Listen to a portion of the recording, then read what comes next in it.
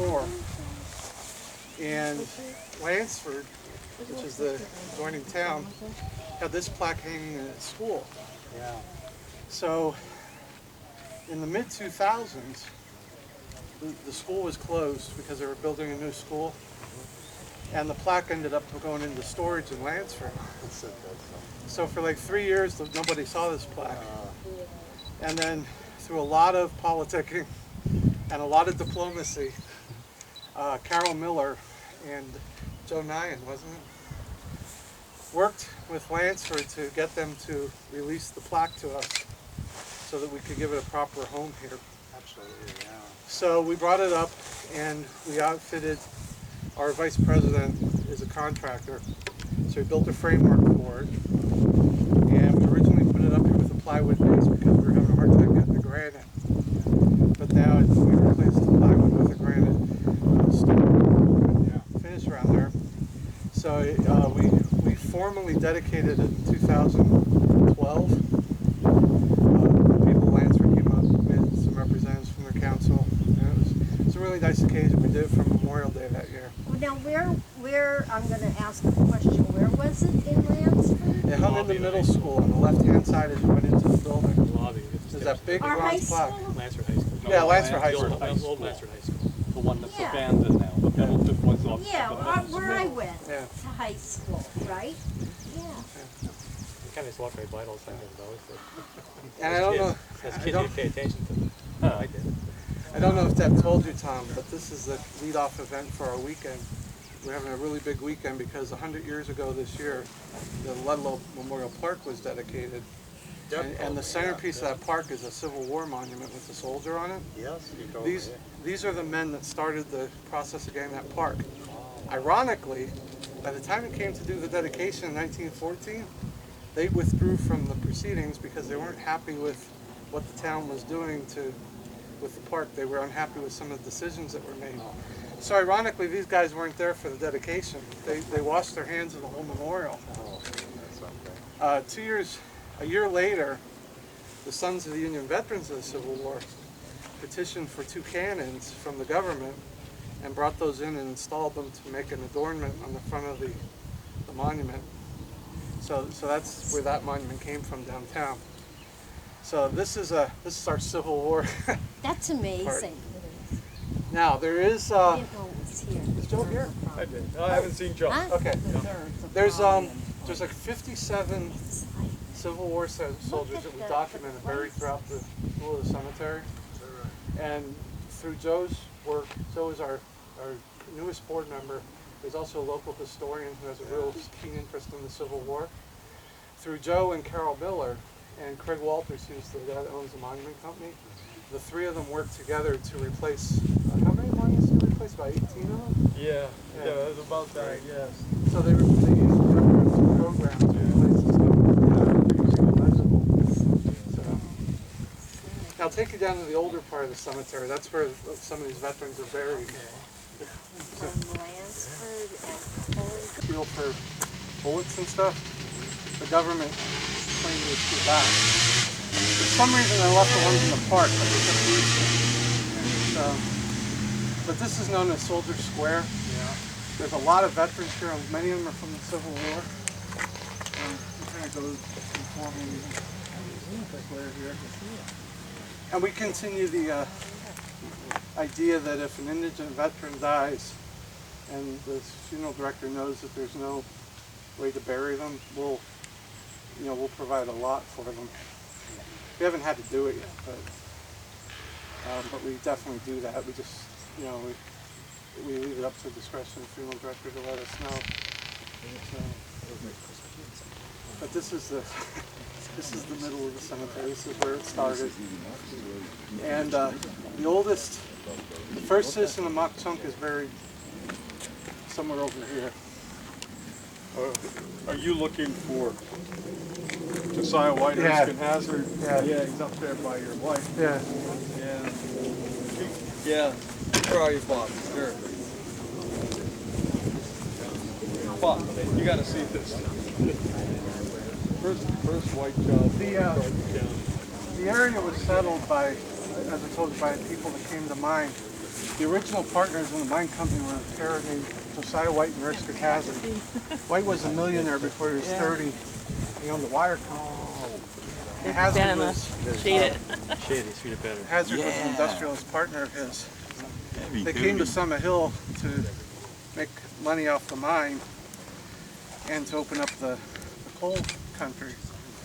So this child was born in Mopsum Township, which is what Summit Hill was part of back in 1854, I think it was, or 1828. When he died in 1894, he was buried here. He was named after the three principals in the company, which is Josiah White, Erskine Hazard, George Frederick Augusta, Otto Brink. So from our history books, we understand Josiah White was responsible for a lot of the transportation. He held over 30 patents. He helped build the Lehigh Canal, which connected the coal regions to the Lehigh Valley to bring coal down. That's a very clever story. He actually got the legislature to sell him rights to the river. Erskine Hazard was the person who went to Europe to figure out how to get the coal from Summit Hill, and while he was in Europe he saw a gravity railroad, and he brought the inspiration back here and formed the Switchback Railroad, which was an 18-mile track that took the coal from Summit Hill by gravity down to Jim Thorpe, which is 7 miles in that direction, where they offloaded it into the barges, and then mules pulled the car up the hill initially. After a while it was replaced with steam, and they used a Barney car to pull it up, which was a little car that came up behind the wagon, or the cars, and then they released it from the top of the mountain down there, and it ran down through the valley to the bottom of this mountain, where another one pulled it back up this side. So that ran from, what, the mid-1840s to 1931, I think. Yeah, 1930 it turned into a scrap and sold to Japan to bomb us with. Yeah, that's right. Yeah, that's a common story. So, but Thomas Edison wrote it. That's Grover Cleveland's wife was here. Thomas Edison was asked how he would improve it, and he said it doesn't need any improvement. So it was the world's largest tourist attraction next to Niagara Falls in the late 1800s. The second largest tourist attraction. Our town had 5 hotels at one point, a movie theater, bars on every corner, churches on every corner that didn't have a bar. You know, now it's not very, not built very, or there's not much left anymore. But so Rich with history. So now, if you want to give us a song, you may. Whatever you feel is appropriate. I will do. Ladies and gentlemen, for those of you who don't, at the Heritage Center, so he's going to honor us with a song. So. This is brought over by the immigrants. Here in different boats, except for the people that were living here, and of course, we're all under one umbrella now, called our home world.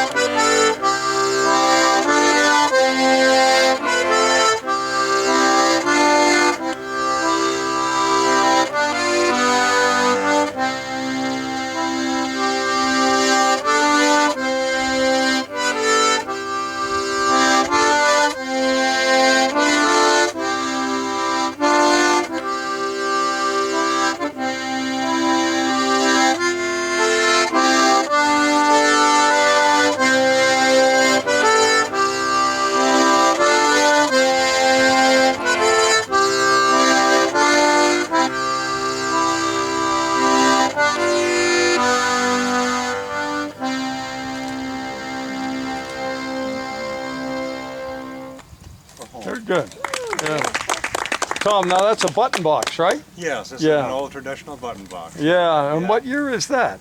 What year was that This is a manufactured? reproduction. Oh, They it's a were being made reproduction. in 1890s. This one okay. was just reproduced in the 1980s here. I so, see. yeah. Okay. Yeah. You're right.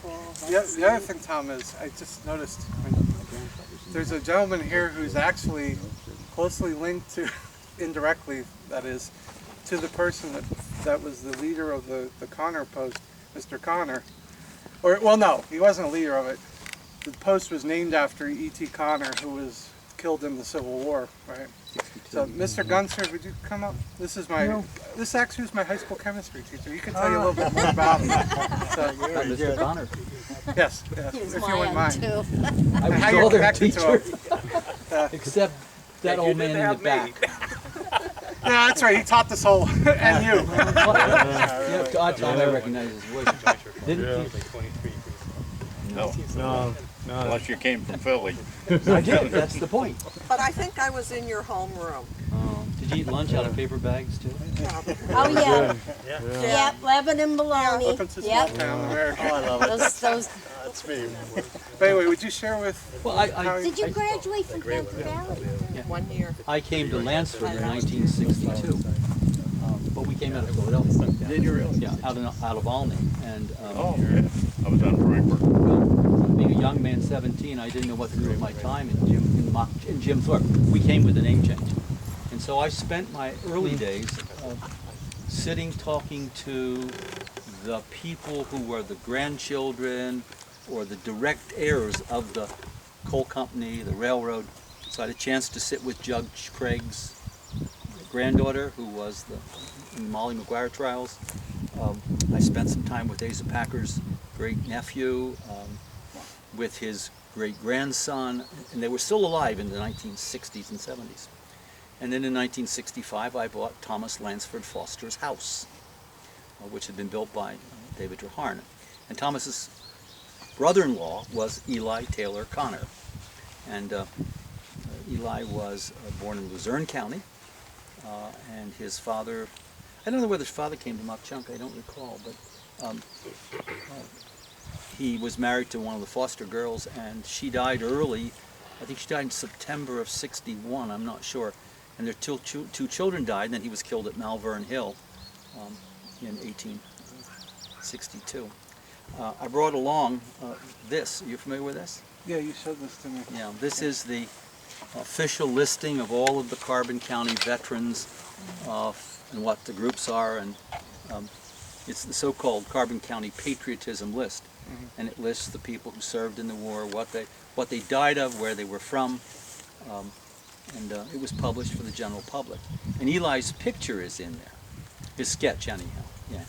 Now, was this the Civil War Yes. that we're talking The about? Great War.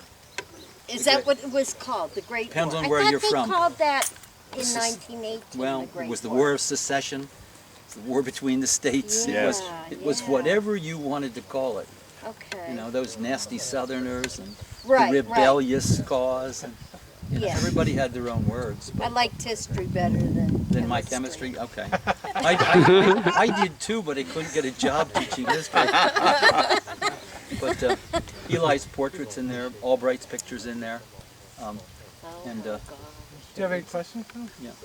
Well, how many there was more than one of these, did they actually publish this Oh book? yeah, this was a common text in the county. Okay. There are about 5 Carbon County history books, the earliest done in 1844, but it, you know, and I like to use my own vocabulary. I like to say that if you spell the word, it's his story, and whatever story he told was the story, and unfortunately those things get published. And then they continue, and when I was saying to Nicole, who was kind enough to chauffeur me up tonight, is the names on here. One of them was kind of a character. Yes, I was and- mentioning that for you, Sam. Go ahead. Well, he claimed to be a multimillionaire and the heir to tons of money, and he was just a bit of noise. I'll give you a hint who it was. It wasn't Josiah Wade or Erskine Hazard. No. Okay. And what is more interesting is, and this is speculation, is this man's name was Otto. And theory has it that the local farmers couldn't say his name, so his name became Hotto. So the village of Hotto has nothing to do with Indians with hot feet. Oh no, my mother always told me it was An Indian, hot toe, hot toe, An Indian built a fire and he stubbed his toe and went, oh, hot toe. hot toe, hot And of course, this is what history's all about. But if you take the word Otto and you, like, they didn't pronounce the word Lehigh, they called it Lecca, Right. and it Well, translates. that's Dutch. That's Yeah, Pennsylvania well, it Dutch. translates the way you have it. So Otto was really probably Otto. And there are lots of stories. Unfortunately, most of the material is published by historians and then repeated and repeated and then embroidered and then repeated and Yeah. embroidered. And pretty soon you get, you know, like... And you have to be careful that Yeah. you're. And the difficulty is that in the old days we didn't have to do MLA treatments. We didn't have to copyright label and identify where our sources were. And so a lot of it's just history stuff. Yeah. Lay it all out on a board and Yeah, see how it's many kinda neat, yeah. informations you yeah. have of something. And But this little book is common, and but I just grabbed it only because of Oh, thank Eli you. T. Connor, and that's a gem. he used to come to the house, and when people always say, "Would you let us, you know, go over your ground with the metal detectors?" We find lead shot, and then, you know, the theory was that he used the art for practice, but I don't believe that. Yeah, yeah. He was quite an engineer. He's quite a talented man, but as so many young men were killed. And my Civil War interest is because of a family member killed at Seven Pines in 62. But it's interesting because the names are all there, and so if you have a family member, you can go through there and you can list what they died of. Oh my gosh. Yeah. Wow. I'm fortunate enough to own another book. I happen to own the official interment register for Gettysburg. Oh, do you? They printed 1,000 copies of it. Wow. Yeah. They buried bodies there for $1.63 a piece. And one of the stories that's neat there is that you could tell Southerners by Northerners at the battle by their underwear. Oh.